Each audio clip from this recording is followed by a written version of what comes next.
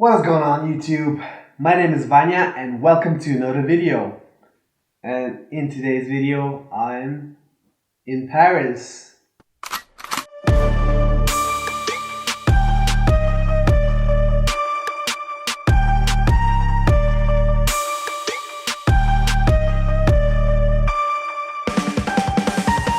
In today's video, I'm in Paris.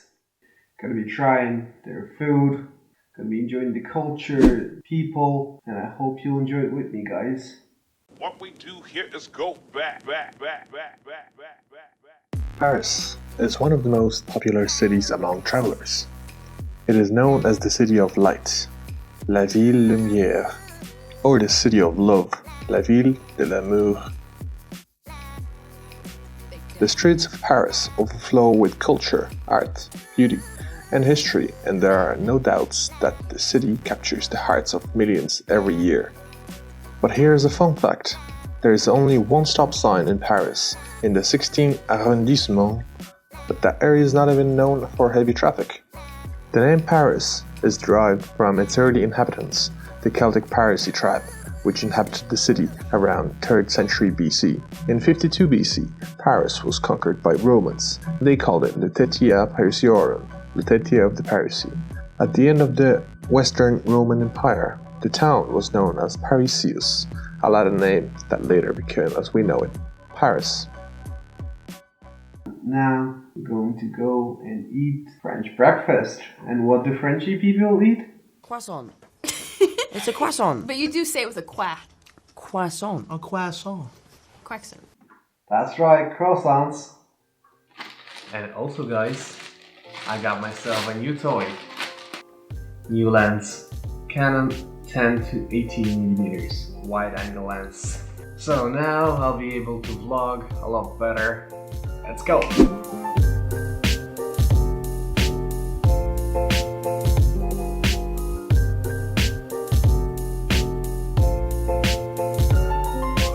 Okay guys, so I got myself a French breakfast croissant. La baguette, orange juice, this cappuccino, some scrambled eggs, bacon and salad. And it only happens on Sunday after 11. And I was so lucky because I came like 15 minutes past 11.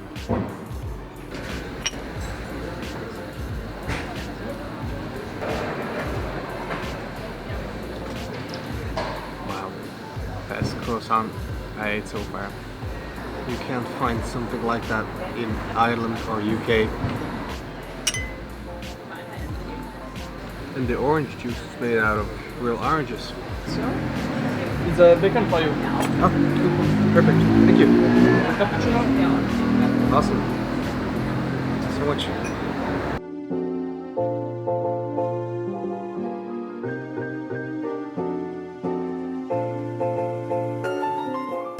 Okay.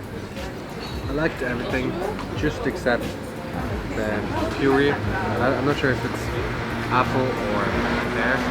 Not my thing. But the rest was really good. So I'm just gonna finish my coffee, and my juice, and gonna head to the first stop. Hi guys, our first stop, Sacré-Cœur. If you're visiting Montmartre, it is a must to visit the Sacré-Cœur Basilica too. In English, it means the Sacred Heart, referencing to the heart of Jesus Christ for his love for humanity. French architect Paul Abadie built the basilica on the top of Montmartre Hill between 1875 and 1914 to honor the French victims of the Franco-Prussian War of 1870. It was built in Romano-Byzantine style, and it was inspired by the churches like Saint Sophia in Constantinople or San Marco in Venice. Montmartre Hill was sacred long before the basilica was built. It is believed that Celtic druids worshipped on the hill. As well as that, Romans built pagan temples on the hill dedicated to Mars and Mercury. It is the second highest point in Paris, and there are 270 steps to reach the basilica. But I was lucky to have my apartment located right next to it, so I was waking up with the sounds of La Savoyarde, the largest bell in France that weighs 19 tons. What to do to get in the Montmartre?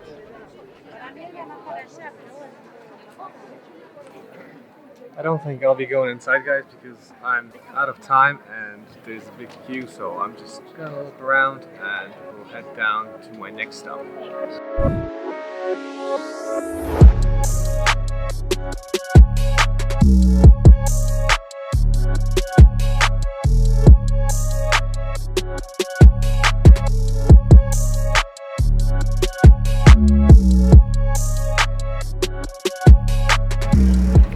Okay, so we're like 100 meters away from Stand right here. the Arc of Triumph. Anything for the photo. So I'm just gonna finish my journey to the Arc of Triumph. Chill there. Arc of Triumph was commissioned by Napoleon Bonaparte in 1806 and dedicated to the glory of imperial armies. It took 30 years to build the Arc, and sadly, Napoleon never got to see the finished product because it was completed 15 years after Napoleon's death. It was the largest monument of its kind in the world at the time, until North Korea built a bigger Arc of Triumph in 1982. Relief sculptures at the base of each of the 4 pillars show 4 victories and war scenes. The top of the Arc has the names of major successes during the Revolutionary and Napoleonic periods. Less important victories can be found on the inside walls, plus the names of 558 generals. Since November 10, 1920, there is a tomb of the unknown soldier of France under the Arc of Triumph, and an eternal flame was lit to honor those who have fallen during World War I. A few weeks after the end of the World War I, Charles Godfrey flew his Newport fighter through the Arc to salute all the airmen killed in the war. Alright guys, so to really dive into French culture, I'm gonna have a little snack in the George V. Gonna get some snails, frog legs, some wine.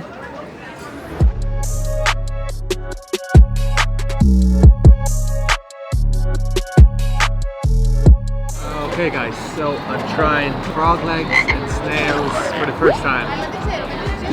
They say frog legs taste like chicken. Let's find out.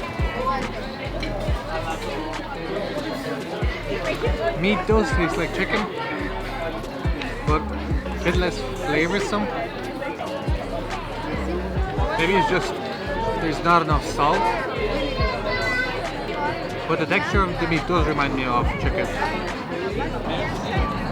I got some Chardonnay as well.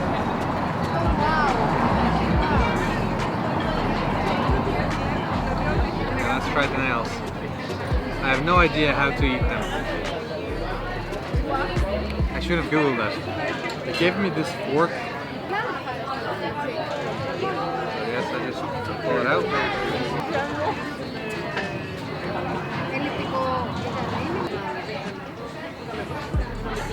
I don't know if it's my thing, but it's okay. I wouldn't say tasteless or flavorless.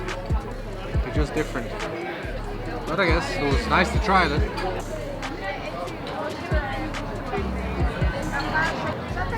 Oh.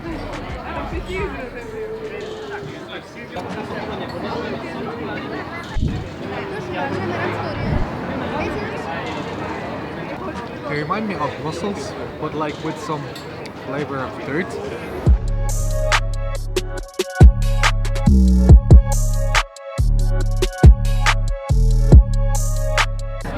Okay, that little snack is finished. I don't know even if I can rate it properly. It was nice, it was different than usual food, but I wouldn't give it a game. Not my thing. Anyways, gonna head to the Eiffel Tower now. Famous Eiffel Tower was originally built as temporary installation for 20 years as the entrance arch for the World's Fair in 1889. When it was first built, it had a lot of criticism coming from artists because of its bold design that ruined the beauty of the city and all the architecture, but instead it became the most recognized monument in the world. It is 320 meters tall, and it was the tallest man-made structure in the world for 41 years before being surpassed by the CHRYSLER building in New York. Visitors to the Eiffel Tower have to climb 1,665 steps to reach the top, unless they take the elevator. That's what I did because cardio is cardio. Alright guys, so after countless of hours in the queue, we're on the second floor of the Eiffel Tower. I'm gonna go on the top floor in just a couple of minutes.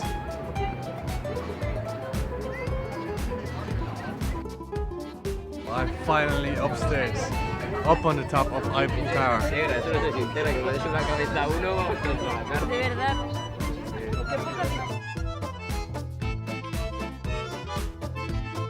So my battery is dying, but I capture all the views. So that's the River Seine. Like, if you're ever in Paris, I definitely suggest you to climb up the top floor of Eiffel Tower, but if you don't have a spare 3 hours to wait in the queue, I would not suggest. But it's totally worth it.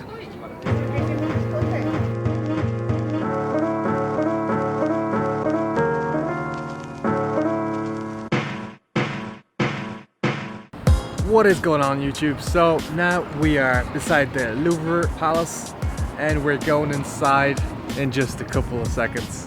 I hope there's spare tickets. The Louvre Museum used to be a fortress built in the 12th century by Philip II and stands strong up until these days.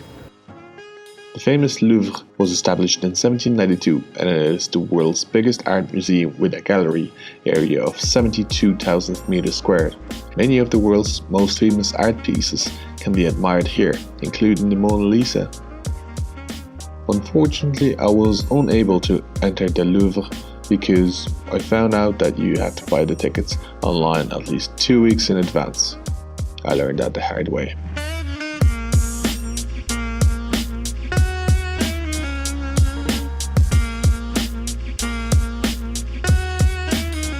Okay guys, so before the Notre Dame de Paris, I decided to have a little lunch. It's 5 minutes away from the Louvre.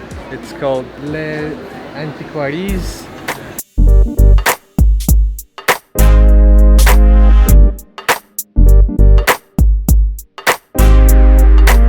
It's time to eat. This looks absolutely delicious.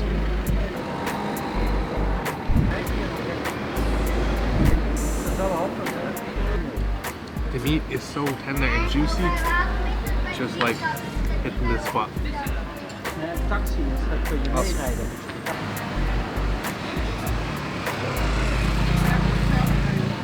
And the fries are really nice too.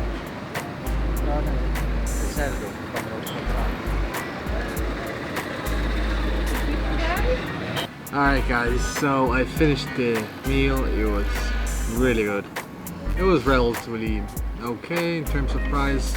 I paid for steak, fries, and well, that's pretty much it. 17 euro. I mean, it's not the cheapest restaurant, but comparing to all the other prices in Paris, it's okay, it's decent. But prices in Paris are very expensive. So if you are visiting Paris, be prepared to pay a lot.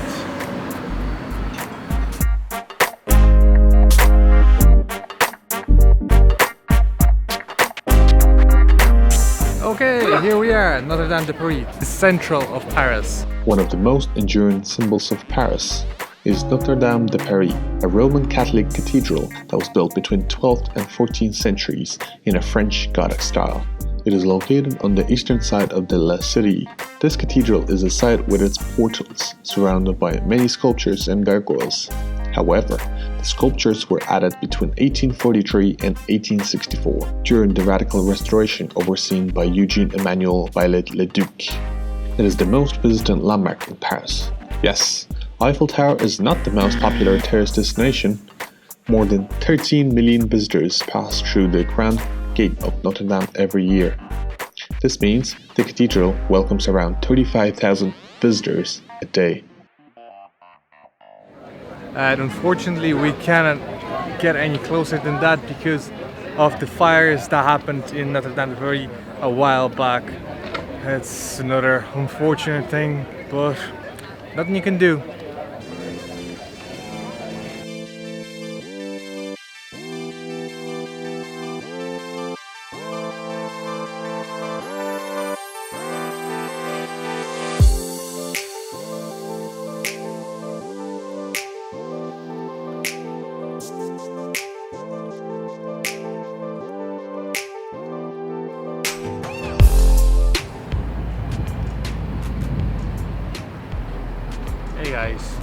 So my adventure in Paris is coming up to an end, and I'm going back to my apartment now, getting ready for a flight tomorrow to Rome.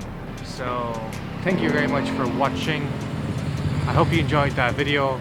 Please leave your likes, comments, subscribe, you know the stuff. And I'll see you guys in Rome.